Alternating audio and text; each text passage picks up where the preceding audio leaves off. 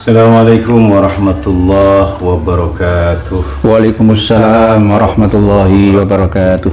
Alhamdulillah wassalatu wassalamu ala rasulillah wa ala alihi wa sahbihi wa man wala.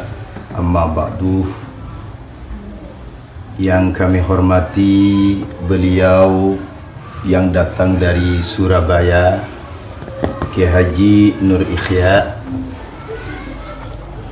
Kami ucapkan ahlan wa sahlan bihudurikum.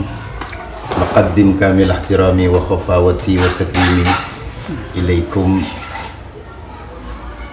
Kami sangat berterima kasih sekali beliau sudi mengunjungi kami,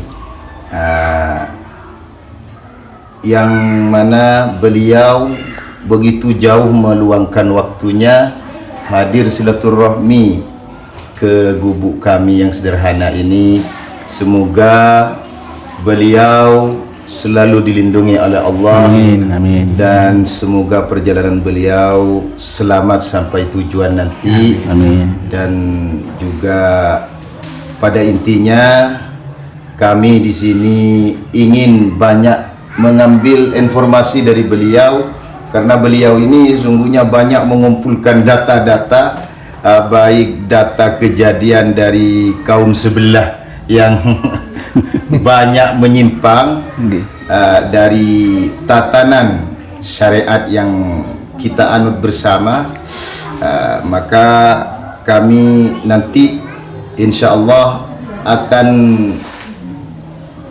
berdiskusi dengan beliau tentang khurafat, karena beliau telah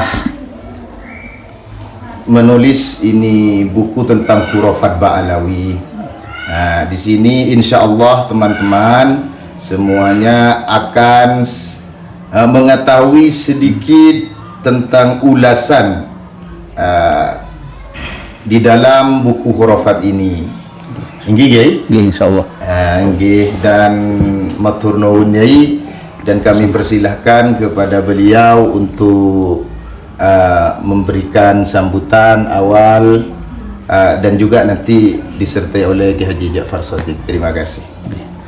Assalamualaikum warahmatullahi wabarakatuh. Waalaikumsalam. Bismillah, alhamdulillah, wassalatu wassalamu ala rasulillah Sayyidina Muhammad ibn Abdullah wa ala alihi wa sahbihi wa wala.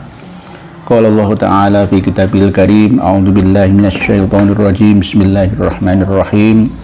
Qul hal yastawil ladzina ya'lamuna wal ladzina la ya'lamun, innama yatadzakkaru ulul albab. Wa qala Rasulullah sallallahu alaihi wasallam, man yuridillahu bihi khairan yufaqihuhu fid-din. Amma ba'd. Para alim, para sepuh yang ada di Madura, khususnya seluruh ulama, juga umarok yang ada di Indonesia pada umumnya, alhamdulillah biiznillah kami bisa sowan silaturahmi di pondok pesantren yang istimewa ini, pondok pesantren Salafus Sholeh yang diasuh oleh beliau Romo Kiai Abdul Ghalib Syahuri. Begitu juga kami didampingi oleh Sholeh Ibnu Sholeh, beliau Kiai Haji Ja'far Shadiq, alumni dari pondok pesantren Timur Tengah dari Sayyid Muhammad bin Alwi Al-Maliki. Alhamdulillah kami bisa silaturahmi dan bertemu dengan dua sosok istimewa yang kami analogikan seperti Trunojoyonya Nusantara dalam hal spiritual, yang berani memperjuangkan kebenaran. Di Madura ini kami baru menemukan dua sosok yang istimewa ini, dan insya Allah kedepannya sesuai dengan permintaan pertimbangan dari kawan-kawan semua yang dari Madura atau luar Madura, dari Jawa, dari Kalimantan, dari mana saja yang mau menitipkan putra-putrinya untuk dididik menjadi orang-orang yang berguna untuk nusa bangsa dan agamanya, ya di pondok pesantren Abu Samsudin Perang Batok Batu Ambar yang diasuh oleh beliau Romo Kiai Haji Ja'far Shadiq. Begitu juga di Salafus Sholeh yang diasuh oleh beliau Romo Yai Abdul Ghalib Syahuri. Kami akan selalu istiqomah untuk menyampaikan ini karena demi generasi bangsa yang akan datang nanti. Jangan sampai kita menitipkan putra putri di tempat yang salah. Saya tidak menafikan yang lain, tapi intinya mari kita titipkan amanah putra putri kita di tempat yang hasanah. Insya Allah seperti itu, dan di antara niat kami dari Surabaya ke sini adalah untuk meminta nasihat dari beliau berdua dalam rangka perjuangan menyampaikan secercah kebenaran. Nasihat apapun akan kami terima, bahkan dimarahi pun saya ikhlas menerimanya. Dan diantaranya adalah bahwa kami juga mohon bantuan kepada beliau berdua untuk turut serta dakwah memasarkan buku kami, ya bukan buku saya sendiri, ya buku kita bersama sebenarnya. Antara kami dengan Gus Aziz Azuli dan kawan-kawan kami, alhamdulillah ini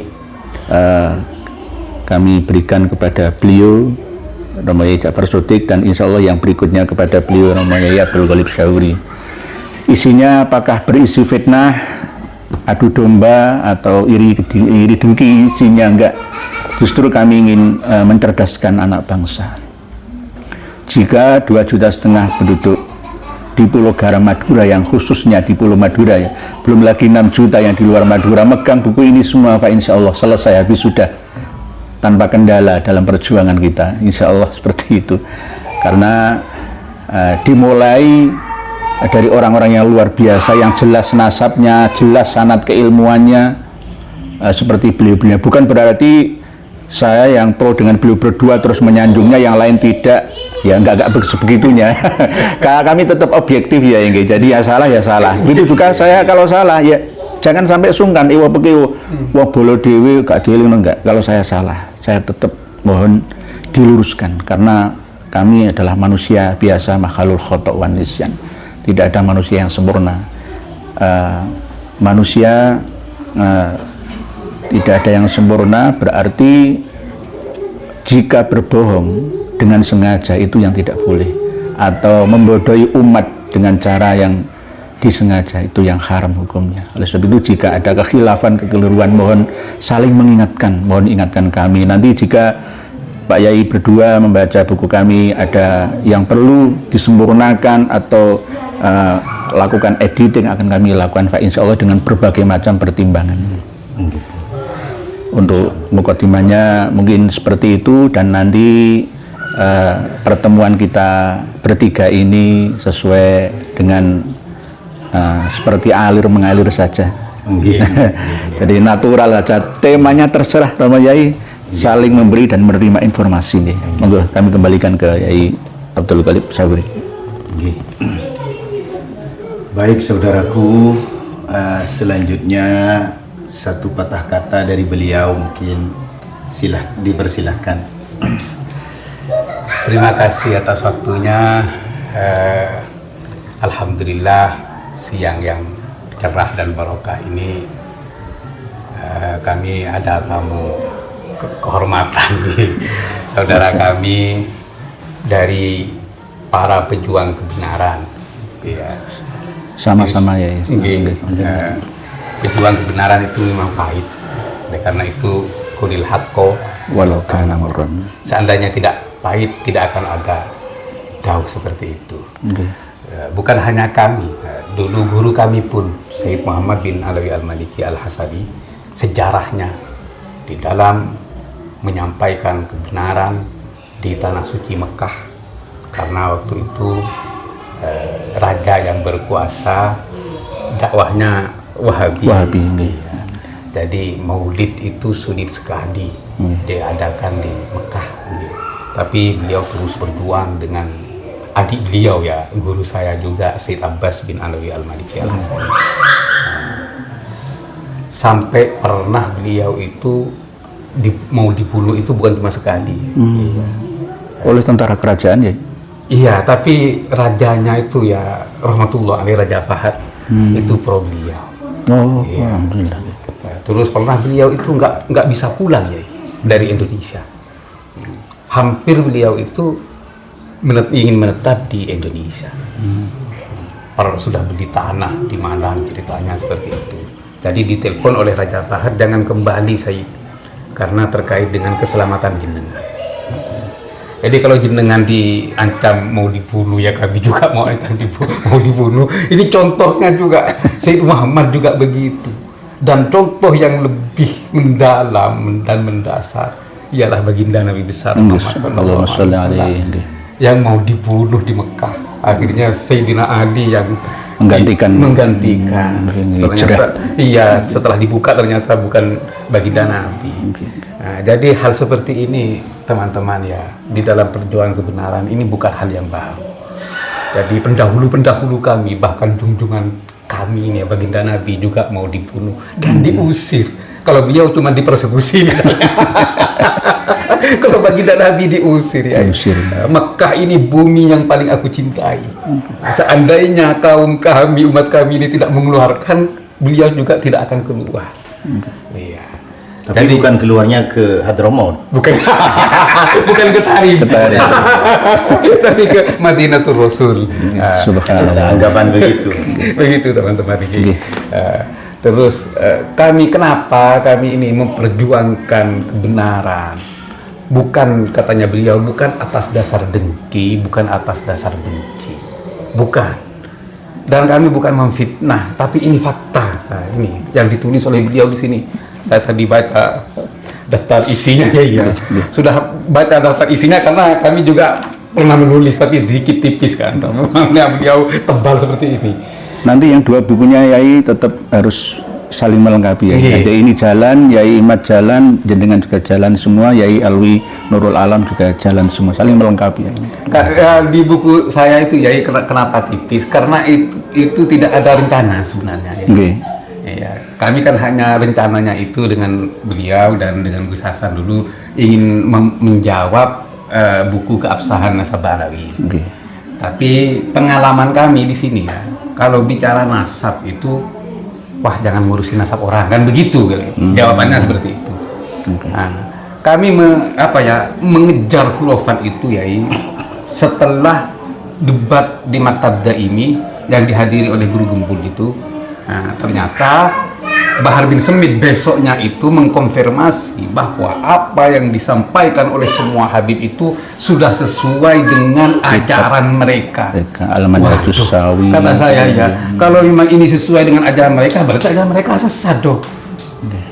Iya, makanya saya kejar, akhirnya saya menyempatkan diri untuk menulis buku-buku khurafat itu untuk memberitahukan kepada umat bahwa ini adalah ajaran sesat.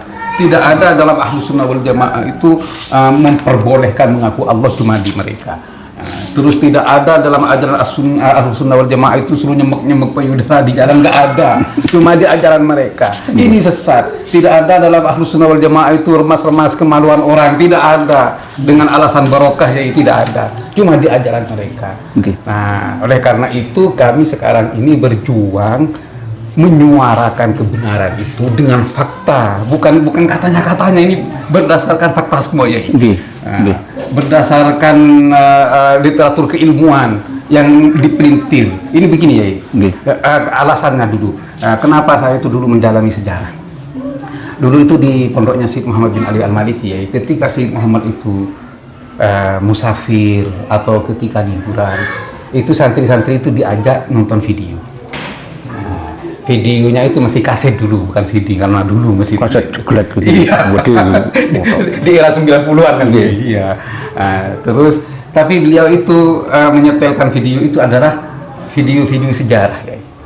Seperti berdirinya Daulah Abbasiyah, terus peristiwa-peristiwa di masa Bani Umayyah, terus berdirinya Daulah Fatimiyah. Nah, di sini ya. Kok saya tertarik ada Daulah Fatimiyah yang mengeklaim bahwa dirinya itu adalah keturunan baginda Nabi besar Muhammad SAW.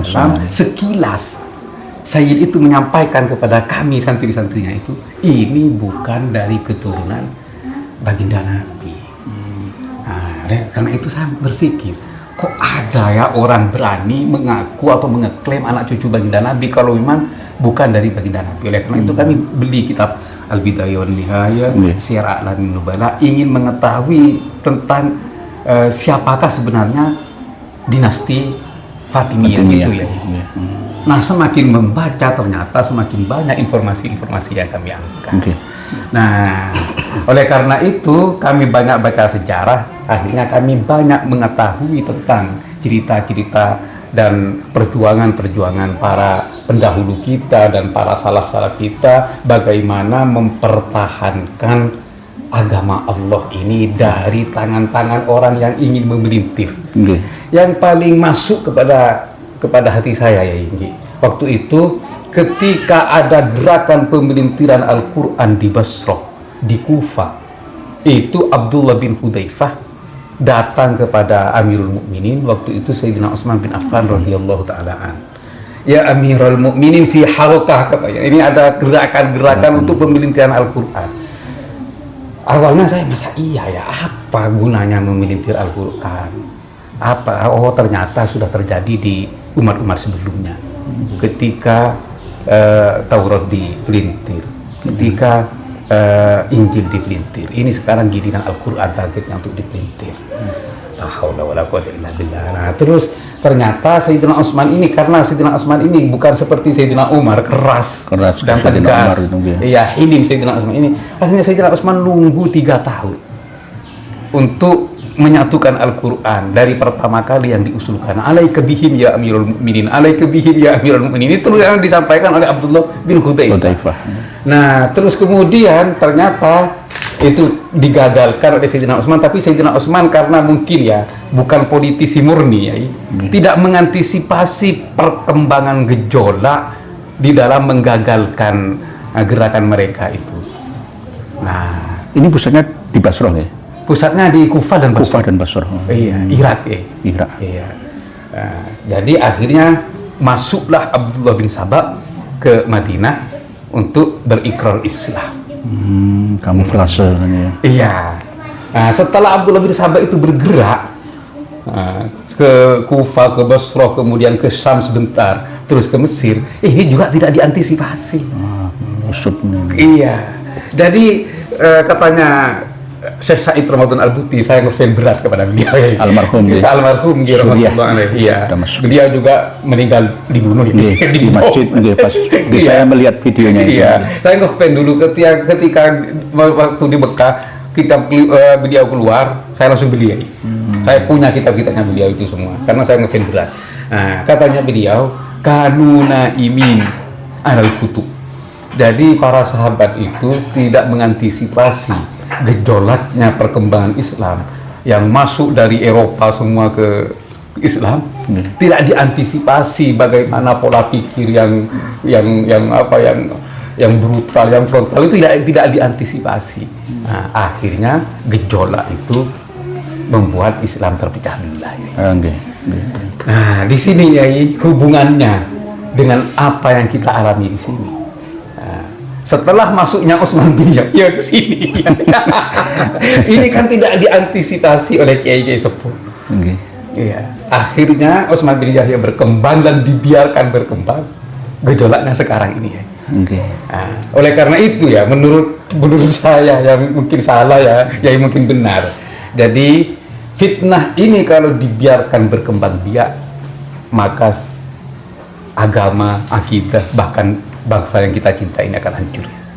Benar hancur. Nah, jadi oleh karena itu kami kemarin juga menyampaikan kepada ini di Pondok Gunung Sari, pondoknya Yahya Muhammad. Jadi saya setiap keadaan itu saya kaji dengan sejarah dan saya kaji dengan tafsirnya. Jadi saya mendapatkan ayat waqatiluhum hatta la takuna fitnah. Nah, jadi ini perintah Allah.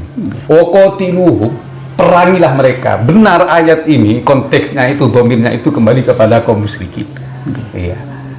Hatta la takuna fitnah, sehingga mereka itu tidak menjadi fitnah. Kami juga kaji ya, fitnah itu, bahasa fitnah itu kan memang musyrik ya. Nah, tapi di sini ada pendapatnya Abdullah bin Abbas, ada pendapatnya Imam Suddi, dan ada pendapatnya Imam Muqatil radhiyallahu taala anhum ajmain. Mereka itu ahli tafsir semua. Katanya Abdullah bin Abbas, wa ma tabahu, yang mengikutinya. iya, makanya saya bilang sama dia dan kayak Muhammad itu, kalau bahasa saya asyirku wa ikhwanuhu. Wa ikhwanu. Iya, jadi musyrik dan saudara-saudaranya musyrik. Iya. Rombongan. Nah, terus penguatnya apa? Penguatnya di ayat yang lain, surat Al-Buruj, innal ladzina fatanul mu'minina wal mu'minati tsumma lam yatubu falahum adzabu jahannam wa lahum adzabul hariq. Nah, di sini fatanul mu'minin. Ini penguatnya, taksisul ayat bil ayat. Nah, kalau ini adalah fitnah. Nah, sekarang gerakan kaum Ba'alawi di bawah bimbingan Utsman bin Yahya ini di sini fitnah bagi kaum muslimin dengan hurufat-hurufat mereka dan dengan klaim ketersambungan nasab mereka yang disalahgunakan. Cucu Nabi, saya cucu Nabi, darah Nabi mengalir, itu disalahgunakan. Oleh karena itu kami perangi ya. Kami dengan beliau dan Kiai Imah dan Gus Aziz Yusuli ini berperang bukan berdasarkan benci dan dengki, tidak. Akan tetapi sesuai dengan perintah Allah Subhanahu wa taala, wa qatiluhum hatta la takuna fitnah. Perangilah mereka sehingga mereka itu tidak lagi menjadi fitnah di bumi Nusantara ini. Seandainya mereka tidak mengakui cucu Nabi, dan mereka tidak menyebarkan hurufat-hurufat kakek moyangnya, kami akan diam. Okay.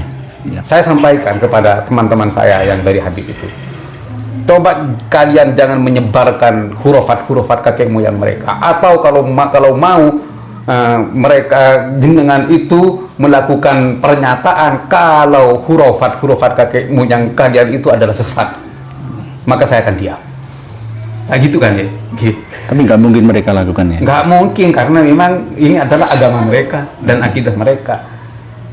Begitu ya, itu dan keyakinan mereka. Mereka tidak akan rela melepaskan keyakinan kakek moyangnya itu karena ini adalah titisan. Begitu ya ini. Dan akan membela 1001 macam pembelaannya, pembenaran ya, dengan cara mereka disampaikan kepada umat Islam, jamaahnya, santrinya, semuanya.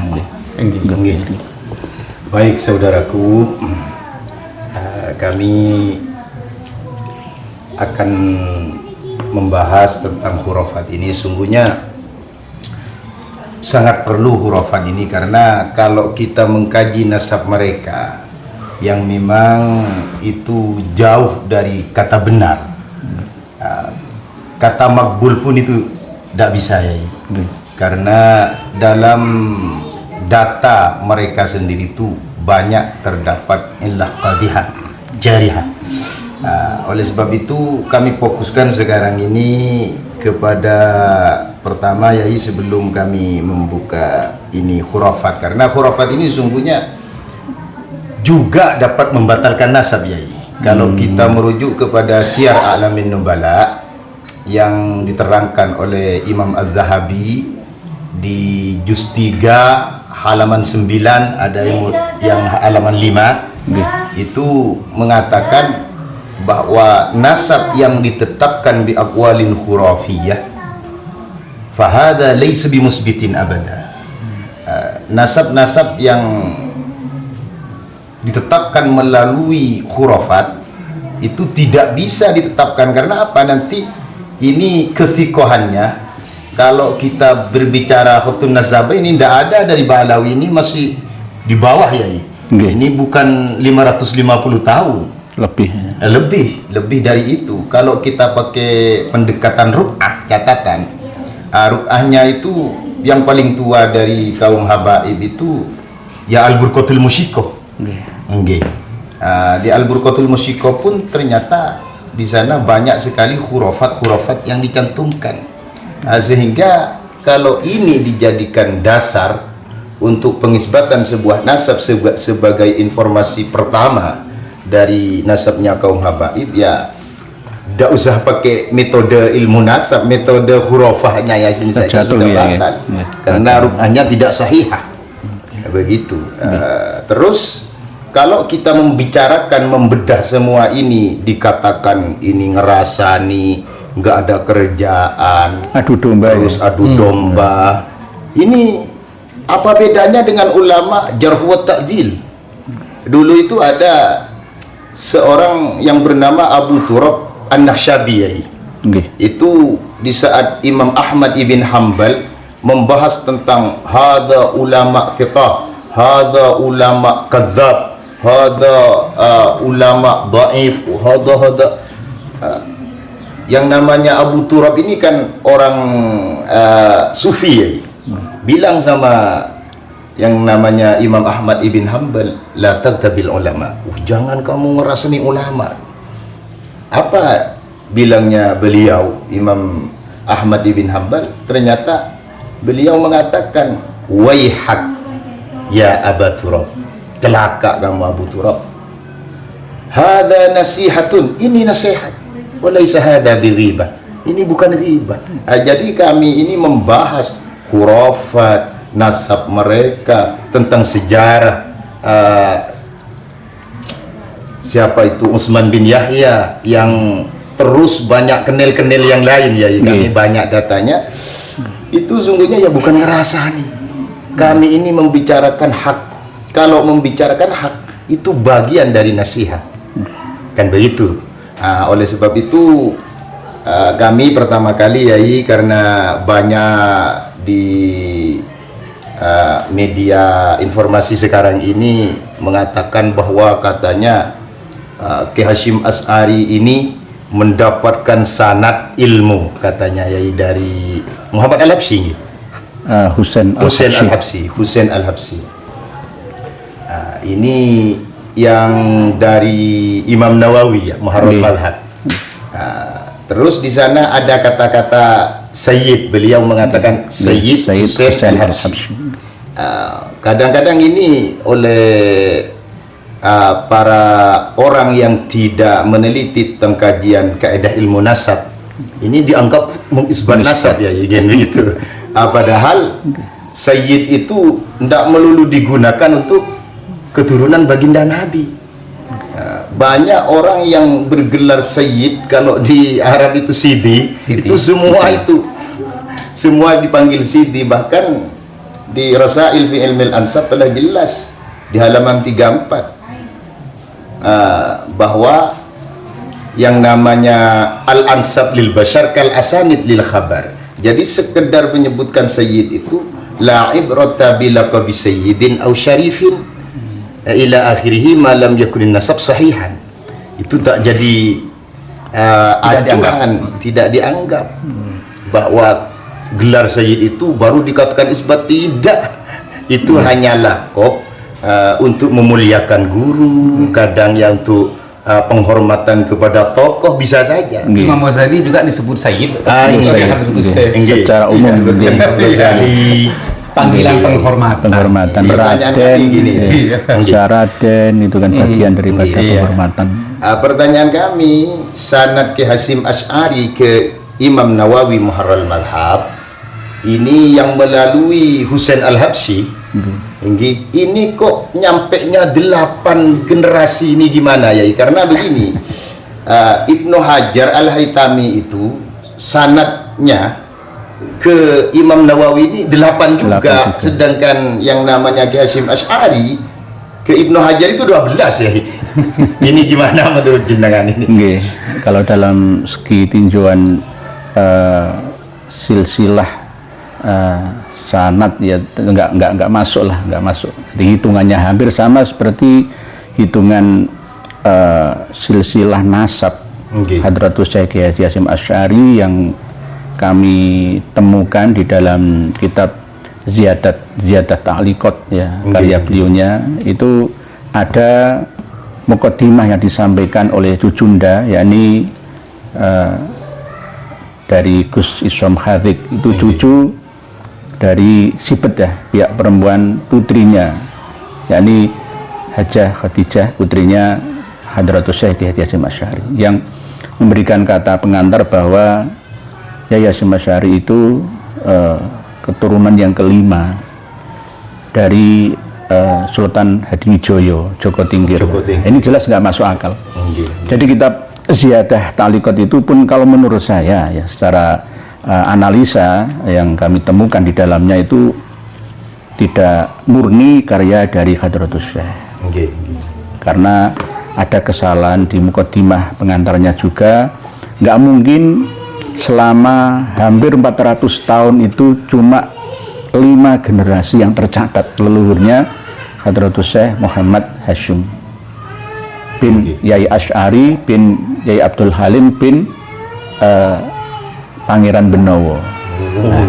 Pangeran Benowo bin Joko Tingkir. Padahal Joko Tingkir itu hidup muasir sezaman dengan Mbah Sunan Ngampel, Mbah Sunan Kudus, ngalami zaman sebagian dari Wali Songo abad 15 Masehi itu. Ini aja sudah tidak masalah. Hampir sama seperti yang Pak Yai Ghalib sampaikan tadi. Kalau Ibnu Hajar Al-Haytami saja 8, kenapa sama seperti Yai Hasyim?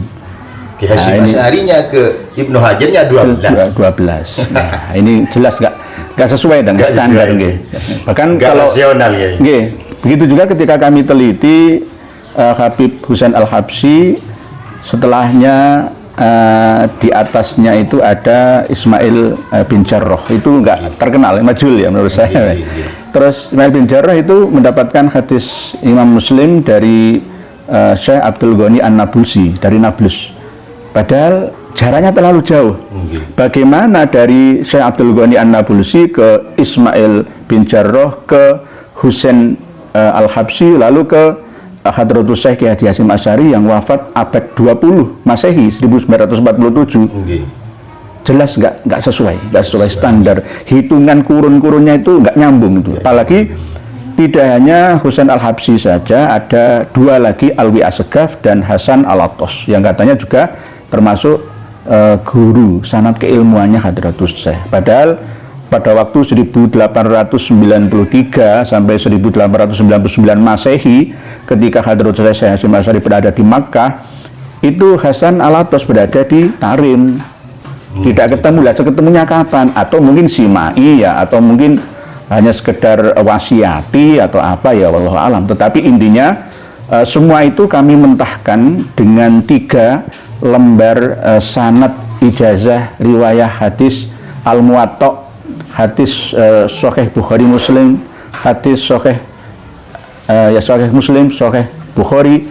Itu saya teliti tidak ada salah satu di antara guru-gurunya Hadratus Syekh itu yang dari kalangan Ba'alawi. Kalau Said Bakri Sato, ya kan bukan Ba'alawi itu. Toh misalkan kalau kita teliti ke yang Anatul Thalibin, kenapa Said Bakri Sato juga mengakui Abdul bin Ali Al-Haddad, itu urusan lain. Nanti supaya tidak melebar akan kami bahas pada pertemuan yang akan datang. Jadi intinya yang Pak Yai Abdul Ghalib Sawri sampaikan, jumlah sanad keilmuan dari guru ke guru, an kolak dan seterusnya itu nggak sesuai. Jadi itu kalau ditinjau dari mustalah hadis, itu mungkin ya barangkali karena mungkin terpengaruh dari gurunya atau penyampaian kepada Hadratus Syekh. Itu kalau distorsi dua di atas itu namanya kan mu'dhal. Wal mu'dhal la yuhtaju bihi. Tidak bisa buat hujah. Iya. Apalagi ada yang majhul. Apakah sama dengan amrojulin tadi. Kalau memang itu ada salah satu riwayatnya Hadratus Syekh ada yang mu'dhal misalnya, apakah ini mempengaruhi terhadap kredibilitas beliau? Enggak. Cuma yang sanad ini yang tidak terima, yang lain yang sahih yang diterima. Ini yang salah kaprah kebanyakan kita ya. Kalau ada satu kesalahan, terus semuanya dianggap batal semua, enggak. Iya. Jadi kesimpulannya, saudaraku, sanad Ki Hasyim Asy'ari yang melalui Husain Al-Habsyi itu sudah tidak rasional, karena ini nanti sama kedudukannya Ki Hasyim Asy'ari masanya dengan Ibnu Hajar Al-Haytami. Nah, itu satu. Yang kedua, sanadnya itu ada yang majhulul ain ya, itu tidak terkenal. Tidak pernah dikenal, itu ada. Terus ini masih ada rentetan tahun yang tidak sesuai dengan orang mengambil ijazah pun tidak sesuai. Nggak sesuai. Ya kesimpulannya kalau 8 itu sudah tidak sesuai semua ya. Karena ini mustahil sudah. Begitu ya, inggih. Otomatis ambruk lah. Jadi sanad Kiai Hasyim Asy'ari yang melalui Husain Al-Habsyi ini tidak bisa dipertanggungjawabkan. Walaupun itu toh memang umpamanya ada, itu sudah tidak sahih, apalagi masuk kepada Hasan ini dhaif pun ini tidak rasional. Dimasukkan kepada dhaif saja ini tidak rasional karena sudah banyak membuang antara banyak orang di sini. Kalau memang 20 kalau melalui sanad dari Syekh Mahfud Termas itu ya, itu kan kalau ke Imam Nawawi 20. Ini kok 8 lah, ini sudah tidak rasional. Kalau merujuk kepada mustalahul hadis ini sudah al-jarhunya ini sudah qadhiyah ini. Jadi tolong jangan disalahpahami ketika kami menganggap sanad atau salah satu sanadnya Hadratus Syekh itu kurang sahih, berarti jangan disalahpahami kami ini sok alim atau merasa lebih alim dari Hadratus Syekh. Enggak, bukan begitu ya. Ini kan yang disalahpahami oleh Muhibbin ya. Betul. Karena maksudnya begini, sanad Kiai Hasyim Asy'ari yang melalui yang ke Imam Nawawi syarhu Muslim maksudnya ya, itu tidak melulu melalui Husain Al-Habsyi. Banyak sanadnya yang lebih sahih. Kenapa kok mengambil yang itu? Yang ini yang maudhu ini. Kenapa kok nggak ngambil yang sahih saja? Itu yang 20 itu rasional dan bisa dipertanggungjawabkan, dan itu murid-muridnya juga melalui talaki ya. Pertemuan ada yang talaki begitu. Kalau yang orangnya ada di Hadramaut, sedangkan Kiai Hasyim Asy'arinya ada di Mekah. Dulu itu ndak ada telepon ya, nggak ada. Ya mau gimana ya, kalau mau lewat hurufat mereka, pejamkan mata bisa bertemu di alam barzakh katanya. Alam gaib ya, itu kan tidak rasional itu, dan itu tidak dipakai di dalam syariat kita. Mimpi saja, lewat mimpi saja itu tidak dijadikan hujjah. La yuhtaju. Ya, apalagi pakai khayal. Itu halusinasi khayalan. Jadi tentang sanad keilmuan ya, dan belajar kepada Ba'alawi misalnya. Ini kan yang dibuat sandra oleh Muhibbin. Ada kepentingan ya. Karena ada kepentingan ingin menundukkan seluruh murid-muridnya dan nahdiyat termasuk diantaranya. Sasaran utamanya adalah nahdiyat semua. Jadi ini bukan pandangan dan pendapat ulama Ahlus Sunnah wal Jamaah, itu adalah pandangan Syiah. Kalau di Ahlus Sunnah wal Jamaah itu pondasi keilmuan kita untuk menyampaikan hak itu adalah ilmu. Sumbernya Al-Quran. Oleh karena itu imam mazhab yang 4 ini sepakat, kalau kalian mendapatkan pernyataan yang keluar dari lisanku menyalahi Al-Quran dan Al-Hadis, tinggalkan, kembalilah kepada Al-Quran dan Al-Hadis. Ini sepakat imam mazhab yang 4 itu ya. Terus bukti-buktinya, itu yang kedua tentang sanad keilmuan. Sanad keilmuan ketika gurunya sudah keluar dari Al-Quran dan Al-Hadis, Abul Hasan Al-Asy'ari, gurunya itu sekaligus ayah tirinya ialah Abu Ali Al-Jubai. Iya, perumus dan tokoh besar Mu'tazilah di zamannya. Tapi ketika dianggap membedai kebenaran oleh muridnya Abul Hasan Al-Asy'ari, maka Abul Hasan Al-Asy'ari memisahkan diri. Apakah nanti sanad keilmuannya Abul Hasan Al-Asy'ari putus karena berbeda dengan gurunya? Oh tidak, tidak ada itu kalau di mazhab Ahlus Sunnah wal Jamaah. Kalau di Syiah iya. Oleh karena itu ini masih dalam penelitian saya ya. Masih dalam penelitian saya untuk memberi pencerahan dan pemahaman kepada saudara-saudara kita kaum muslimin di Nusantara ini tentang sanad keilmuan. sanad keilmuan itu tidak boleh dibuat sandraan terhadap murid. Nah, juga ada pandangan dalil-dalilnya ada. Yang paling saya ambil jadikan pedoman ialah ketika Syekh Abdul Qadir Al-Jailani digoda oleh iblis. Najauta minni ya Abdul Qadir bi ilmika. Di sini dijawab oleh Syekh Abdul Qadir apa? Ketika iblis diusir, ikhsa ya lain. Jadi kamu selamat dariku, dari godaanku wahai Abdul Qadir sebab ilmumu. Dijawab oleh Syekh Abdul Qadir, la bal bi ilmillah. Bukan ilmu saya, akan tetapi ini adalah ilmu Allah. Jadi ilmu itu langsung dari Allah. Manusia ini hanya perantara. Titipan. Titipan. Iya. Jadi sanad keilmuan tidak bisa tidak bisa dibuat sandraan untuk menekan murid agar satu pendapat. Imam Syafi'i pun juga berkata, wal aibu fina an taj'alal ilma ala masrubin wahid. Yang tercela di dalam kita ini ketika harus menjadikan ilmu itu harus satu sumber. Kalau gurunya ini ya sudah satu sumber. Tidak, katanya Imam Syafi'i. Oleh karena itu Imam Syafi'i memberanikan diri membedai gurunya dalam pandangan mazhab. Bahkan ini sangat vital dalam pandangan usul syariah.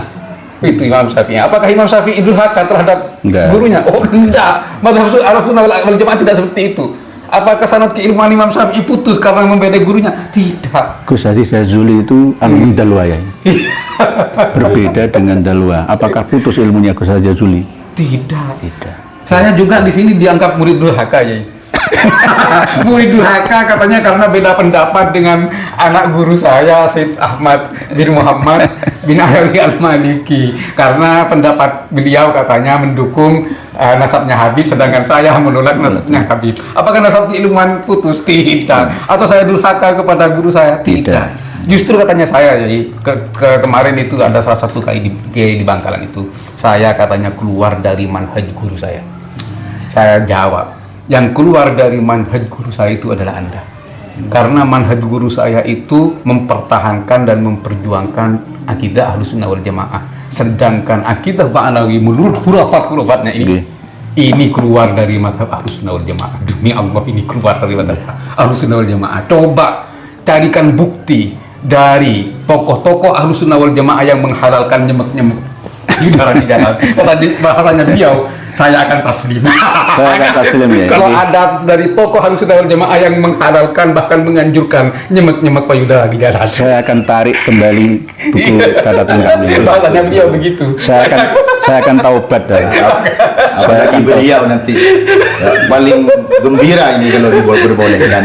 Tolong seluruh ulama, kiai, tokoh agama, tokoh masyarakat se-Indonesia dan bahkan seluruh dunia, mohon temukan kitab-kitab karya non Ba'alawi seperti apa yang tertulis dalam buku kami, membongkar ajaran khurafat khabaib Ba'alawi. Kalau ada, saya akan menyerah. Sudah, saya akan meninggalkan persaingan hidup tata hartawan. Saya akan uzlah, saya ke Gunung Kawi sana atau Gunung Gigir. Saya akan saya kalah sudah. Kalau ada Dan tidak akan pernah ada. Tidak akan pernah ada. Tadi kitab apa yang disebut Jenang tadi yang palsu katanya? Yang ke Hadratus Syekh, masalah susunan nasab atau kitab. Iya. Di dalam kitab Ziyadah Ta'liqah itu sebenarnya kan menaklik Hadratus Syekh terhadap nadom karya dari seorang kiai ya, Abdullah dari Pasuruan gitu. Dan di situ sengaja dicantumkan oleh sibetnya beliau, yakni Gus Isom Khatik, dalam rangkuman Irsyadus Sari ya, kitab-kitab karya Hadratus Syekh Kiai Hasyim Asy'ari itu, termasuk diantaranya adalah di muqaddimah beliau sudah salah dalam hal takrif mu'alif, yakni nasabnya Hadratus Syekh. Lalu di halaman 47-48 itu mencantumkan diantaranya waqolal Imamun Nawawi fi Syarhil Muslim, lalu malah menyimpang di situ mencantumkan ma haddatsanahu as-sayyidu Husainul Habsyiyu. Nah ini saya teliti ternyata tetap nggak nyambung. sampai Syekh Abdul Ghani An-Nabulsi.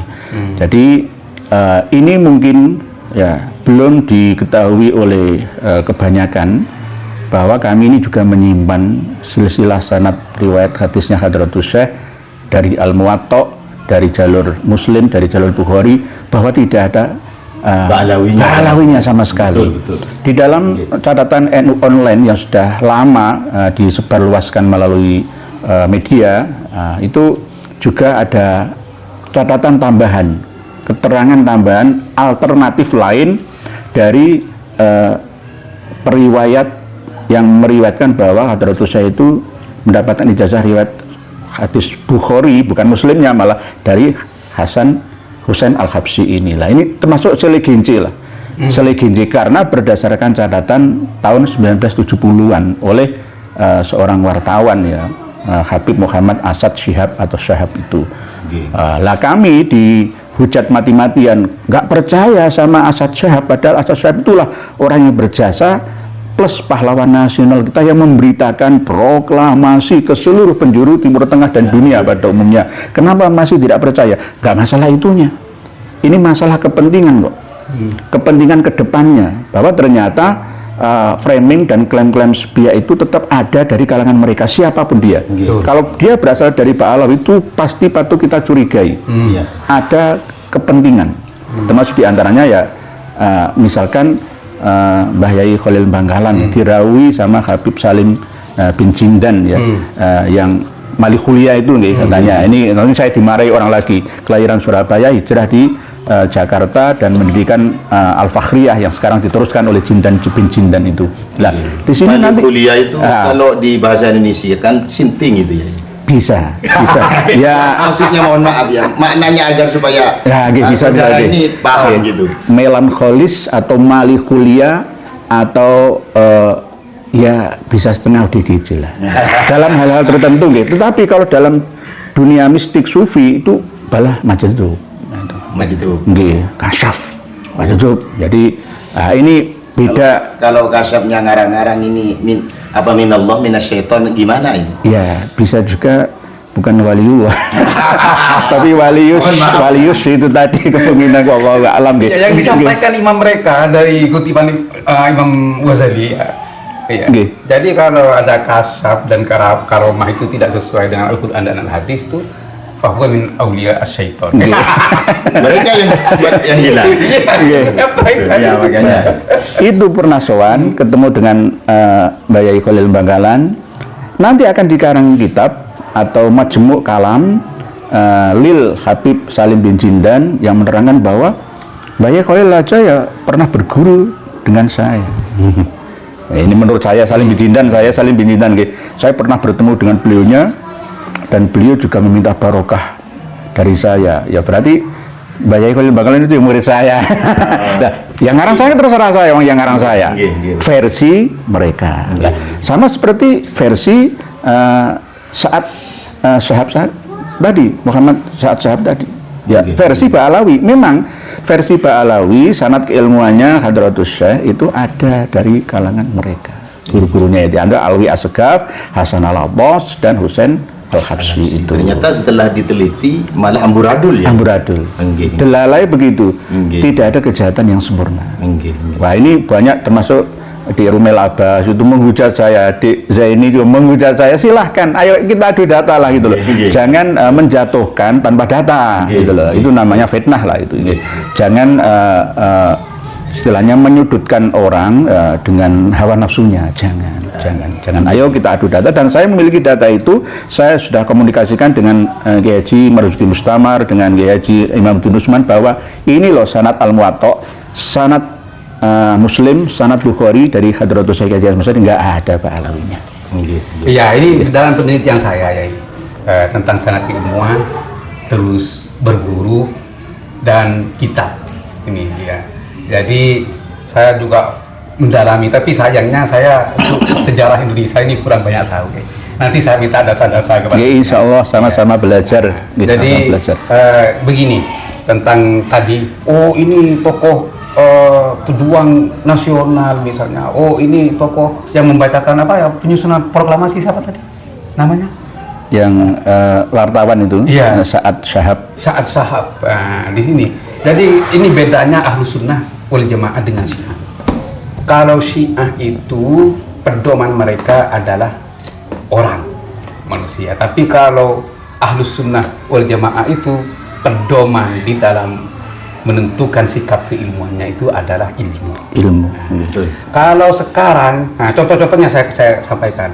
Misalnya pembunuh Sayyidina Utsman itu semua berada di pasukan Sayyidina Ali, termasuk Hakim bin Jabalah. Ini pembunuh Sayyidina Utsman, yang mengkudeta Sayyidina Utsman dan yang membunuh Sayyidina Utsman.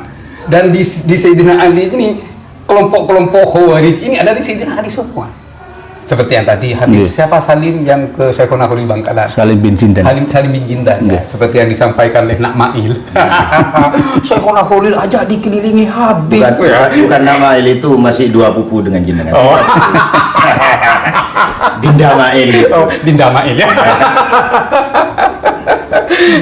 Syekhona Khalil dikelilingi Habib, masa Habibnya jelek begitu lah. Nah, di sini ini kan juga terjadi perdebatan panjang mulai dulu tentang pembunuh Sayyidina Utsman yang ada di kelompoknya Sayyidina Ali. Apakah karena semua pembunuh Sayyidina Utsman itu ada di sekelilingnya Sayyidina Ali, kami dipaksa untuk membenarkan mereka? Tidak. Iya. Ini yang pertama tentang sosok ya. Terus yang kedua, nah, kami ini beliau peneliti hebat ini memang ya, kami juga meneliti. Penelitian keilmuan ini sering dibenturkan dengan ulama-ulama salaf ya. Nah, di sini teman-teman, kalau kita kembali kepada literatur keilmuan salaf itu, seandainya tidak ada penelitian, tidak akan ada kodifikasi hadis ya. Seandainya tidak ada kodifikasi hadis, maka tidak akan terbit Sahih Bukhari dan Sahih Muslim. Kalau mau dibenturkan Imam Bukhari dengan Imam Muslim, pasti akan berbenturan dengan ulama-ulama sebelumnya dari para perawi hadis. Nah, berarti Imam Bukhari ini menolak ulama-ulama sebelumnya, karena Imam Bukhari dalam penelitiannya sangat ketat. Oleh karena itu oleh orang-orang Syiah, hadis Ghadir Hum, perpisahan Hum itu dianggap ini adalah intimidasi dari Ahlus Sunnah wal Jamaah terhadap Syiah, karena di hadis Ghadir Hum itu penyampaian tentang kepemimpinan Sayyidina Ali. Jelas itu. Mangkuntu maulana Aliun maula. Nah, dari sini saya sampaikan juga kepada dia, kepada penakan saya ini, ternyata khoda'una atau khoda'ukum ya jamaah, khoda'ukum ayyuhal muslimun. Mereka kita ini ditipu selama 200 tahun. Kita ini dipaksa mengikuti konsep dakwah mereka, yaitu asobiyah terhadap Hulu juga ya. Hulu kita ini. Jadi kalau yang menyampaikan misalnya sekelas, mohon maaf ya, Hadratus Syekh atau Syekh Imam Nawawi Al-Bantani, maka tidak akan pernah terbantahkan apapun yang disampaikan. Tidak, Islam tidak seperti itu. Ya, Islam tidak seperti itu. Bahkan kalau sekelas baginda Nabi besar Muhammad sallallahu alaihi wasallam kadang-kadang dibantah oleh Sayyidina Umar. Kadang-kadang dibantah. Bahkan hadis yang paling masyhur itu hadis Raziyat al-Khamis. Iya, peristiwa hari Kamis ini. Termasuk salat tarawih itu juga kan ya. Rasulullah nggak menganjurkan. Termasuk hijab ya. Iya. Itu semua bahkan saya pernah dengar dulu dari lisan Sayyid Muhammad bin Ali Al-Maliki Al-Hasani, muwafaqat Umar. Itu sampai dikitabkan. Dan ada beberapa pendapat Sayyidina Umar yang kemudian diikrar oleh Al-Qur'an. Di antaranya ayat hijab itu. Nah, itu ya. Jadi begini teman-teman, kami ini di dalam meneliti sudah sesuai dengan ajaran Ahlus Sunnah wal Jamaah. Nah, kami ini dalam meneliti bukan tidak percaya terhadap para salaf, kami tidak. Dan penelitian ini jangan dianggap bertentangan dengan salaf kami, tidak. Akan tetapi kami dalam penelitian ini adalah menyaring dan menyelamatkan pendapat-pendapat yang kadang-kadang dipelintir itu atau dipalsukan penisbatannya. Nah, ini juga ya banyak kitab-kitab yang dipalsukan penisbatannya. Kami sudah sampaikan dalam konten kami sebelumnya tentang kitab Al-Fiqhul Akbar. Al-Fiqhul Akbar itu bukan karya Abu Hanifah. Akan tetapi Al-Fiqhul Akbar itu adalah karya salah satu muridnya yang kemudian disandarkan kepada Abu Hanifah. Jadi banyak ini, dan juga banyak pernyataan-pernyataan yang disandarkan kepada Ibnul Arabi, kepada Abu Yazid Al-Bustami, Imam Asyuti juga. Iya, banyak itu. Bukan sekarang kan, ini terjadi, dari dulu memang ada. Nah, tugasnya kami itu adalah meneliti seperti itu, sesuai dengan apa yang disampaikan baginda Nabi besar Muhammad SAW. Yahmilu hadzal ilma min kulli khulafin uduluhu. Jadi ilmu ini akan dibawakan dan akan dipertahankan dan akan diperjuangkan dalam setiap generasi oleh para ulama yang adil. Yang adil itu apa? Yang benar dibenarkan, yang salah disalahkan. Walaupun junjungannya, walaupun Nabi yang salah tetap disalahkan. Itu yang adil. Dulu gua aqrabul taqwa. Beda dengan muhibbin. Karena terlalu muhibbin buta, akhirnya walaupun nyemek-nyemek payudara di jalan masih ditakwil. Terus anak Allah masih ditakwil. Mengaku serah terima jabatan dengan Allah masih ditakwil. Itu salah. Itu bertentangan dengan Al-Qur'an. Itu bertentangan dengan hadis. Taubat di alam kubur itu masih bisa diterima. Itu namanya tanasu'al arwah. Nah, jadi ini juga kami dalami juga, kami teliti. Jadi begini teman-teman, apa yang kami perjuangkan itu bukan berdasarkan kedengkian dan kebencian, akan tetapi memperjuangkan ilmu Allah Subhanahu wa Ta'ala dari tangan-tangan yang tidak bertanggung jawab. Apa tugas kita sebagai peneliti? 3. Yanfauna anhu tahrifal walin wa intihadal mubtilin wa ta'wilal jahilin. Takwil jahilin. Iya, takwil jahilin ini. Jadi Allah masih ditakwili orang bodoh, ya. Mengaku serah terima jabatan dengan Allah masih ditakwili orang bodoh, pasti bodoh. Seandainya tahu ini apa Allah Subhanahu wa Ta'ala dengan tegas dan jelas dalam Al-Qur'an, walam yakun lahu syarikun fil mulki walam yakun lahu waliyyun minadh dhulli wa kabbirhu takbira. Iya, ini Ibnul Arabi ditentang dan bahkan dikafirkan oleh Al-Izz bin Abdissalam, oleh Amirul Mukminin fi ilmil hadis, Ibnu Hajar Al-Asqalani, bukan Al-Haytami. Kalau Al-Haytami yang mendukung Ibnu Arabi.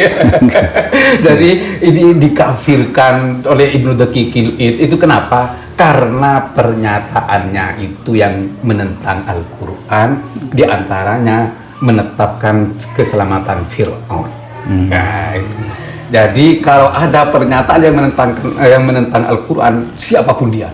Padahal Ibnu Arabi itu kalau sama pengikutnya dianggap Asy-Syekhul Akbar, wal kibrit al-ahmar, wali besar, pemimpinnya orang wali. Tapi kalau sudah menentang Al-Qur'an, para ulama dulu tidak segan-segan mengkafirkannya. Takutnya lagi muridnya Ibnul Arabi ini yang berlebih. Yang memasuk. Ini disampaikan oleh Abdul Wahhab Asy-Sya'rani. Yang disampaikan di dalam membela Ibnul Arabi, bukan membela kesalahannya. Beliau itu para ulama bukan membela kesalahannya, tapi membersihkan Ibnu Arabi ini dari pernyataan-pernyataan sesat yang dipalsukan kepada beliau. Oleh karena itu Abdul Wahhab Asy-Sya'rani yang menyatakan inna affaqul minal Yaman yuqalu lahu Ibnul Khayyat. Jadi sekelompok dari Yaman ini, Yaman memang ya. Sorry Yaman ya. Jadi inna affaqul minal Yaman ya. Dikatakan namanya itu Ibnul Khayyat ini mengirim risalah kepada ulama-ulama di dunia dan dinisbatkan risalah itu kepada Ibnu Arabi. Ini pernyataan Ibnu Arabi.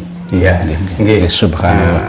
Penjelasan yang sangat luar biasa. Saya butuh waktu berjam dan berhari-hari untuk berjumpa dengan beliau-beliaunya ini. Karena apa? Beliau berdua ini bukan seorang yang taklid buta atau makmum terhadap Kiai Maduddin Usman saja atau terhadap saya, bukan. Beliau berdasarkan keilmuannya, kapasitasnya. Jadi nggak ngawur. Jadi Yai Jabar Shadiq, Yai Abdul Ghani Masyahuri ini tidak hanya ikut-ikutan wis ben terkenal atau mungkin wis taklid buta, makmum saja, enggak. Beliau berdasarkan penelitian sehingga menemukan satu formula dan menyimpulkan bahwa ternyata memang diperlukan abad kedua Nahdlatul Ulama ini untuk membersihkan ajaran Islam Ahlussunnah wal Jamaah di Indonesia dari khurafah-khurafah, dari takhayul-takhayul, dari kerusakan fasidah dalam dunia yang digelorakan oleh mereka-mereka musuh Islam itu. Dan alhamdulillah dapat keterangan yang sangat berharga dari beliaunya. Saya datang dari Surabaya ke Madura ini alhamdulillah mendapatkan oleh-oleh yang luar biasa, lebih berharga daripada emas dan selaka. Di antaranya beliau yang sudah sampaikan, beliau juga sampaikan wasiatnya kepada kami bahwa ternyata hidup ini tidak bisa diyakini kebenaran versi salafus soleh yang dulu, misalkan sama seperti yang Pak Yai Ja'far Shadiq sampaikan, berarti jenengan nggak mengikuti kiai-kiai salaf dulu, menentang. Wong yu dulu sudah percaya husnuzon kepada habaib alawi, kenapa Anda berbeda, menyalahi, menyelisih, kenapa? Lah, berarti Anda yang jauh dari kebenaran. Nah, misalkan tuduhan seperti itu ternyata sudah beliau jelaskan tidak benar seperti itu. Justru panjenengan berdua adalah menguatkan, bukan menyelisih, menjauhkan, bukan, menguatkan dan meluruskan, karena Innallah yab'atsu li hadhil ummah ala ra'si mi'ati sanatin man yujaddidu laha dinaha, itu berlaku untuk semua orang.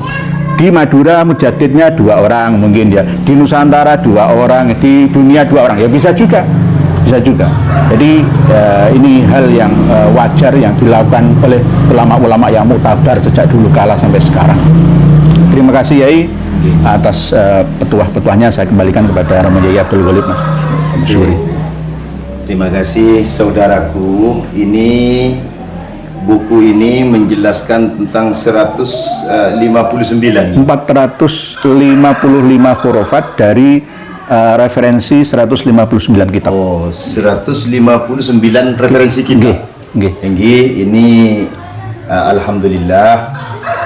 Kenapa kami tulis ini, kan kadang-kadang mereka itu beralasan begini ya. Ini kan yang nulis itu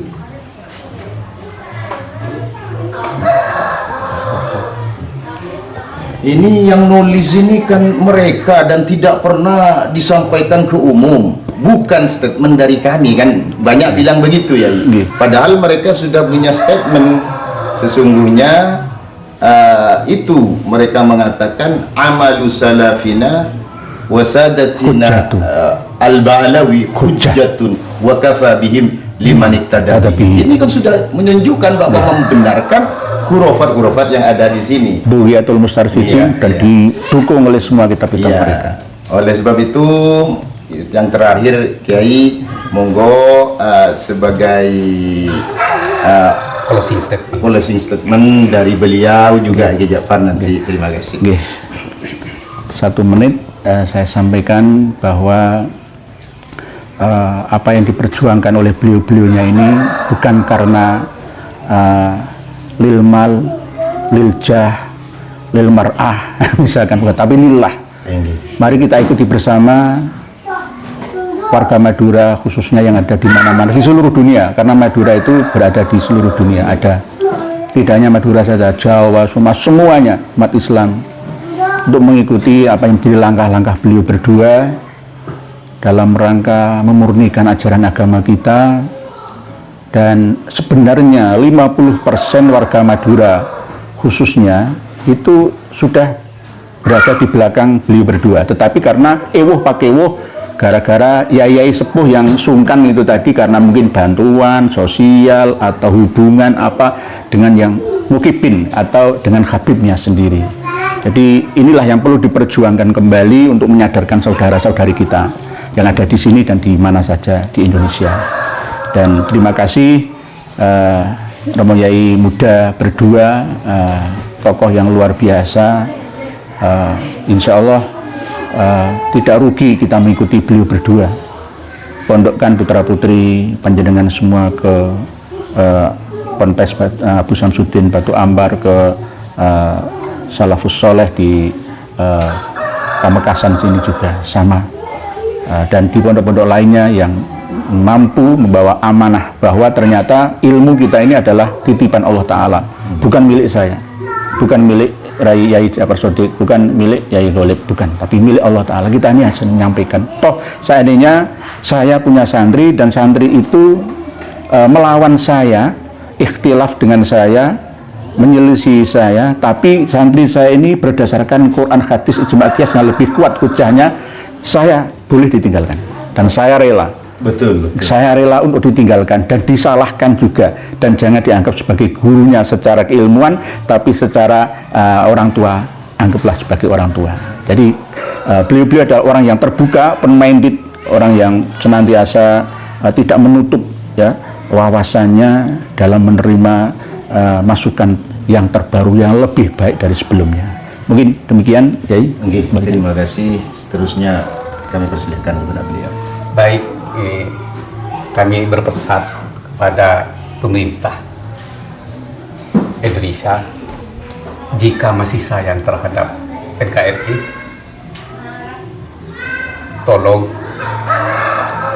bersihkan Ba'alawi di jajaran pemerintah dan jangan terpengaruh terhadap bisikan-bisikan Ba'alawi, karena Ba'alawi ini adalah titisan dari Khawarij. Saya pastikan itu berdasarkan literatur keilmuan mereka dan akidah-akidah mereka, Minhajus Sawi seperti yang disampaikan oleh si Ustadz Haji Ubaidillah ini. Jadi mereka memang memiliki standar ganda baik dalam karakter maupun berakidah bahkan beragama. Di sisi lain so ketat dengan agama, tapi di sisi lain vulgar. Terus kepada para pemangku pondok pesantren atau pengurus besar organisasi, hati-hati, bersihkan organisasi, wabil khusus organisasi Nahdlatul Ulama dari Ba'alawi dan bisikan-bisikan Ba'alawi dan bahkan dari muhibbin-muhibbinnya.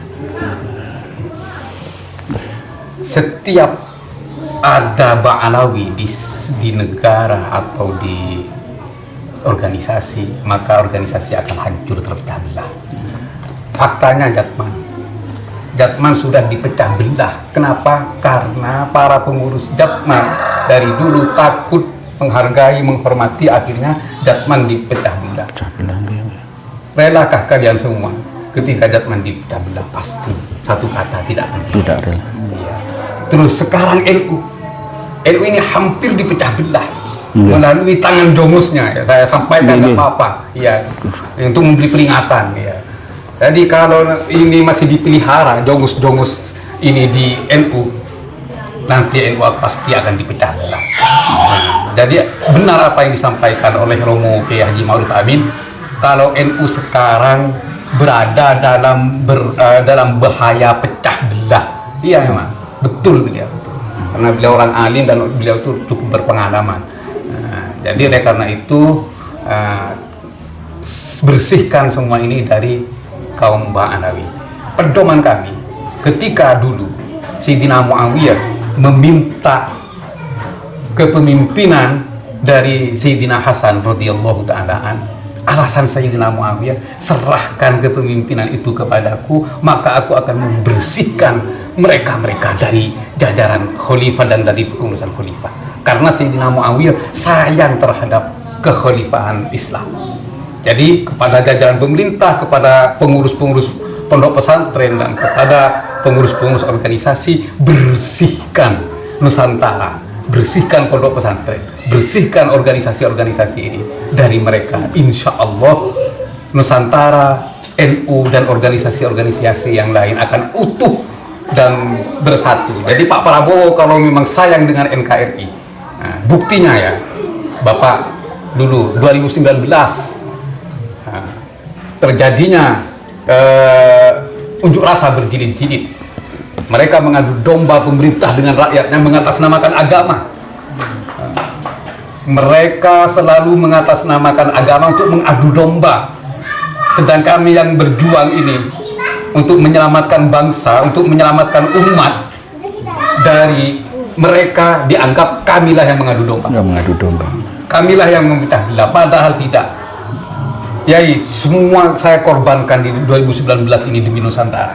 Sampai rumah tangga saya korbankan. Subhanallah. Iya, sampai rumah tangga saya korbankan. Demi Nusantara, demi keutuhan NKRI. Oleh karena itu para kiai jangan dianggap sepele. Apa yang sudah terjadi kemarin di NU jangan dianggap sepele.